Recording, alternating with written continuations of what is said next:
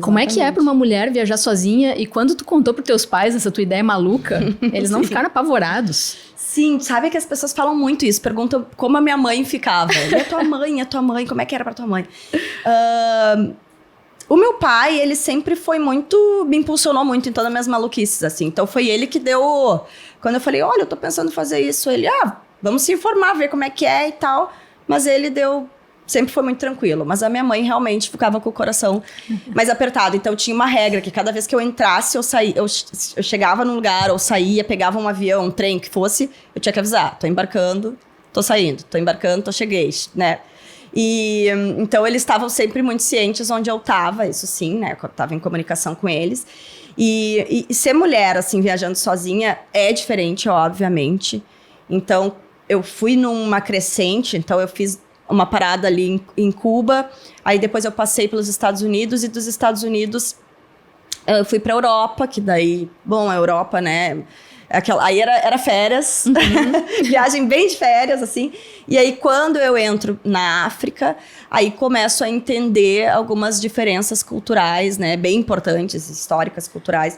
E divisão da mulher, né? Do papel da mulher na sociedade. Tu chegou a sofrer algum tipo de preconceito? Ocorreu algum risco por ser mulher? Sim, eu passei por algumas situações. Eu me coloquei também em algumas situações em que hoje eu repenso. E eu fui aprendendo ao longo do caminho. Por exemplo, eu não saía à noite. Então, eu fazia tudo que eu tinha que fazer durante o dia.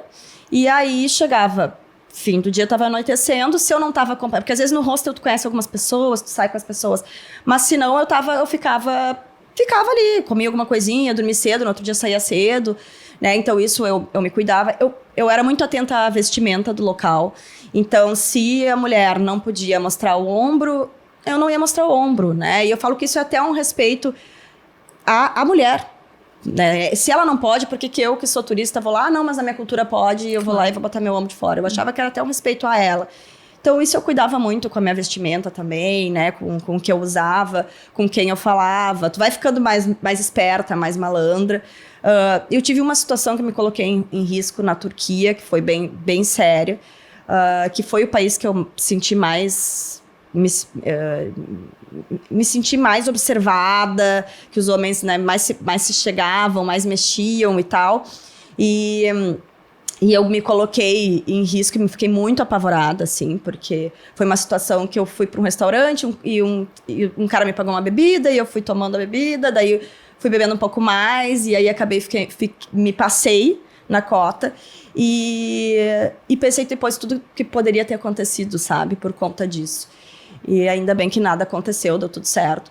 Mas eu fiquei bem atenta, assim, eu ficava atenta às pessoas e aos horários, os padrões de vestimenta, principalmente, né? E tinha um preconceito muito grande de, tu não é casada, como assim tu ter 30 anos, né? Naquela cultura, e não é casada, e tu tá aqui solteira, e tu tá sozinha, né?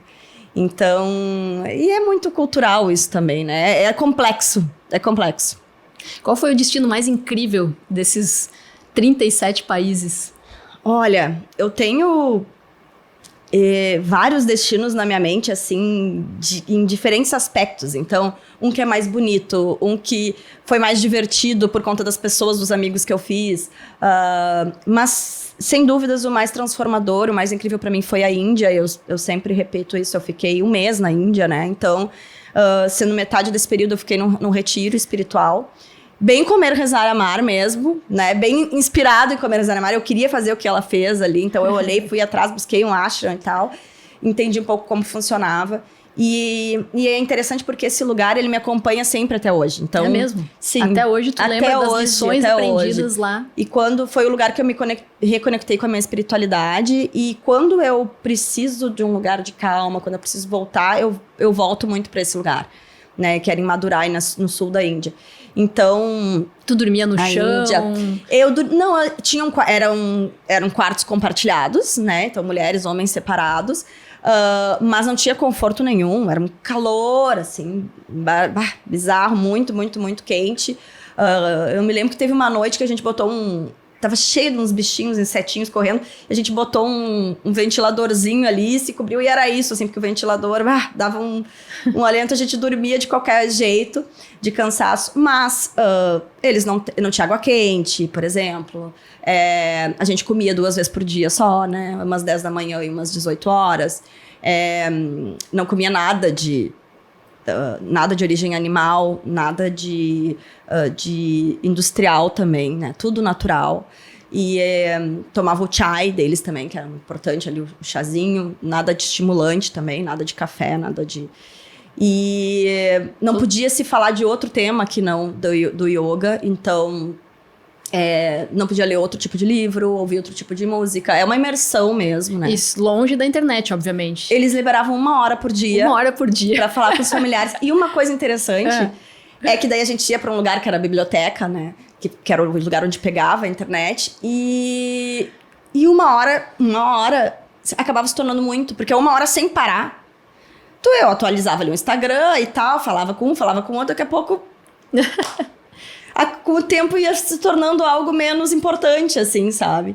No meio a gente já tava conversando entre a gente e acabava largando. E por que foi tão transformador isso? Eu acho que tu consegue ver como que seria viver num mundo em que as pessoas todas vivem em cumplicidade, porque o ashram, tu não paga, né? Então, tu paga um valor mínimo, assim, pela manutenção do quarto e tal, mas... todo mundo trabalha lá, então todo mundo tinha uma tarefa, todo mundo mantém aquele espaço, né, de alguma maneira. Então, eu ficava responsável, olha só, pela limpeza da biblioteca. Era uma coisa meio, eu nem sabia ainda que eu ia, mas eu que limpava a biblioteca todos os dias. Então, um ajudava na cozinha, outro com as roupas, com os lençóis, então, né, então tinha todas as atividades. E claro, sem nenhum estímulo externo. Então, tu entra num lugar que tu fica totalmente voltado para a meditação, né, para o teu interno, para o autoconhecimento. Sem sair dali, parece um mundo ideal, né?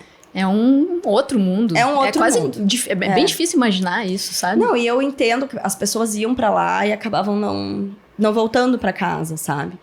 E eu acho isso uma loucura. Iam e ficavam. Largavam tudo e ficavam. Largavam tudo. Tinha pessoas que estavam lá há anos, assim. E a gente tinha um dia de folga na semana que tu podia sair pra cidade. E tinha pessoas que nem saíam mais na folga. É perigoso também, né? Porque tu acaba se bloqueando totalmente pro mundo real que existe ali fora. Não tem jeito, né? Uma hora tem que sair da bolha. Ô Fê, e qual foi o maior perrengue dessa viagem ao mundo? Perrengue. Bom, eu tive uma situação curiosa, que acabaram as folhas do meu passaporte.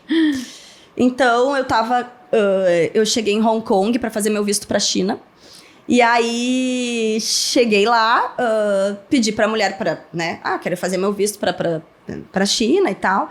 E porque em Hong Kong facilita para te fazer, né? Então, Hong Kong, ele é um país duplo, né? Duplo. E aí, ela pegou e falou, não, eu não posso te dar porque não tem mais folhas no teu passaporte. Eu falei, mas que história é essa? Como assim?